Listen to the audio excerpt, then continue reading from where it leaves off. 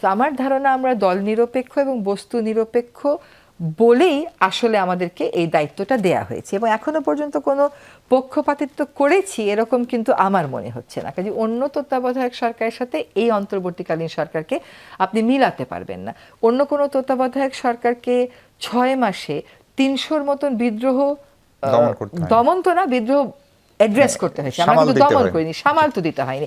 এবং সামাল দিতে হয়েছে এমন সময় যখন আসলে আমাদের হাতে কোনো ঢাল নাই, তলোয়ার নাই, এরকম অবস্থা। হ্যাঁ, ফলে ওইটা মিলবে না। আরেকটা হচ্ছে রাজনীতির ব্যাপারটা হলো, কেউ যদি রাজনীতি করতে চায় সে তো করতেই পারে, আপনি তো সেখানে বাধা দিতে পারেন না, কিন্তু সে তখন এই সরকারের আর অংশ থাকবে না। আরেকটা কথা হচ্ছে যে অন্য সময়ের মতন এইটাকে অত সরলীকরণ করে দেখার কিন্তু কোনো সুযোগ নাই।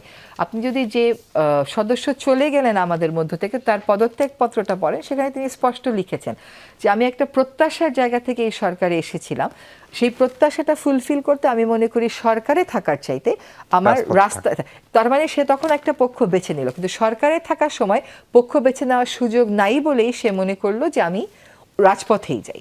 ফলে আমি মোটামুটি কনফিডেন্ট যে আমরা একেবারেই দল নিরপেক্ষ, এবং আমাদের মধ্যে কোনো বায়াস কাজ করে এমন কোনো এমন কোনো কিছু আমার নজরে আসেনি। এখন কাজ করতে গেলে কোথাও কোথাও ভুল ত্রুটি হতে পারে, সেটা ভিন্ন কথা।